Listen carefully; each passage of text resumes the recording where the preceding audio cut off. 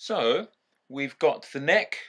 I've drilled the spots for the position markers, and now all I'm doing is, it's a really simple thing, just dab super glue, marker in place, and then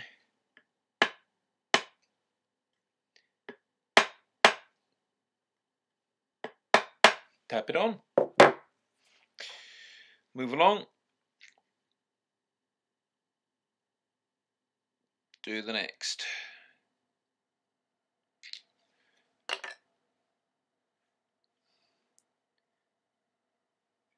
Now I was going to make bone ones, but I found that I couldn't get them consistent enough to look good using only the egg beater drill. So I've gone with 4mm mother of pearl dots. Right, now what I'm going to do is thickness the body. There are about 6mm that need to come off. So what I've done is I've taken this tool, which is called Grammel. It's basically a marking knife, and I've set it to 3.5mm. What I'm going to do is mark the edge. Grammels are great tools. You can use them for a lot of things. I'm doing a light pass first. Don't know if you can see that. This establishes my first cut. The other thing that Grammels are very useful for is binding. If you're binding and you're using hand tools, these things are just invaluable. You can use them to mark the binding and clear away the waste with a chisel, or if you're feeling particularly brave, you can actually use the Grammel to do all of the binding. You can use it to cut a binding channel. There, I don't know if it'll come out on the camera, but you can see is a line marked at 3mm all the way round, or 3.5mm I guess. Yeah, 3.5mm, and I'm going to plane down to that line. And now on to the planing. I'm using a standing number 5. It gives good shavings.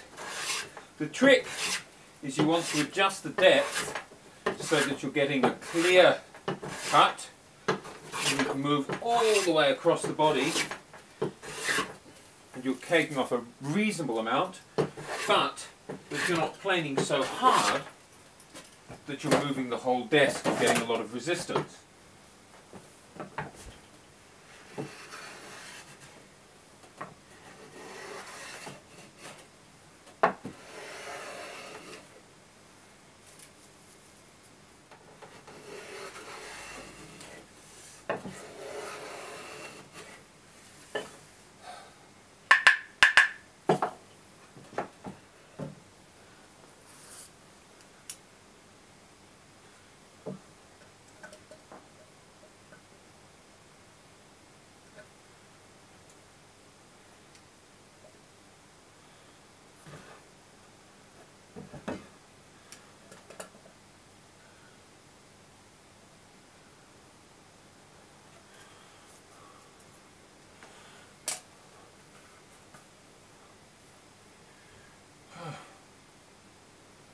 Oh, beautiful.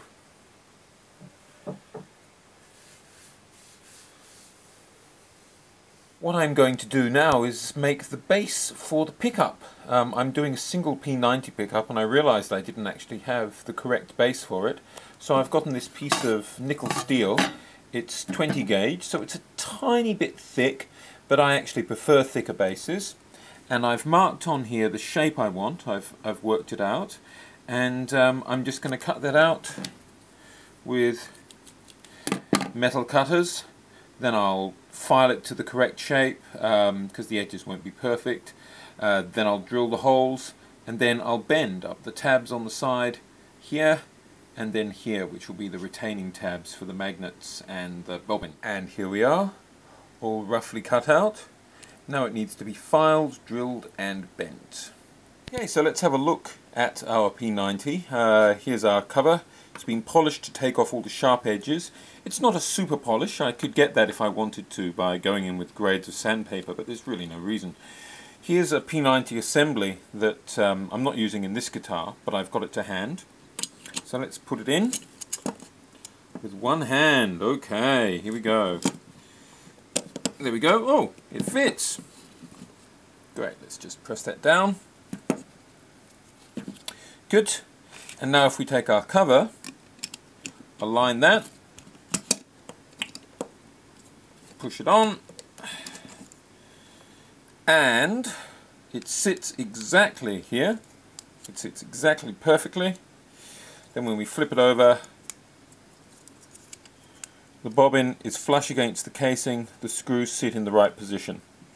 That is ideal. Now I'm going to prepare my fret wire. This is medium-high fret wire, so medium width and fairly high stuff. It's nickel silver, it's nice wire.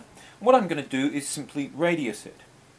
Now, radiusing fret wire, there are a number of ways you can do it. You can simply bend it by hand. Bending it by hand is easy, takes a little longer, but the results are absolutely fine. However, if you're doing more than one guitar, what you can use is something like this, which is a special jig for bending fret wire. And when you run it through, you get a nice consistent radius. So here's our radiused wire. It's going to go into the fret slots. These are some fret wire cutters. What I do first is I trim about 18mm off the end, because when you run this through a radius jig, this bit doesn't always radius properly. So now the whole wire is radiused. Then I've got this little board here which has numbers marked on it and holes. Obviously very simple. I figure out that's roughly where my first fret's going to be. I cut it, I put it in number 1.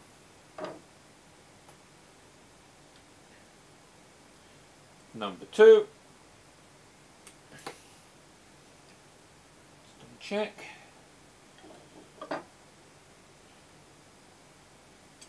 Number 3.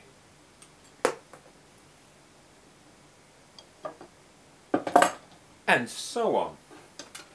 Now the next thing that I do is I use a special tool again. And this, once more, is not a tool that you have to have. You can do this with fret tang nippers and a file or whatever. But essentially this is a very special tool that clips off the end of the tang. So what you do is you put your fret into the slot and you just go bang, and it takes off the end. Put the other end into the slot and just bang, there you are. Now the joy of this is that when you fret, the end of the tang won't go to the end of the board, so you can actually fill that with rosewood dust, so the ends of the frets here will become invisible. And there we have 22 frets with the ends all ready to go into the board, plus a couple of spare bits of wire in case we have any problems. Now another job that needs to be done is the polishing of the fingerboard with progressively finer grits of sandpaper. I went from 80 grit to 120, 150, 240, 400. Now I'm doing 800. I'll switch to 1200 and then I'll do 2000, at which point I'll consider the fingerboard ready for fretting. And here we are.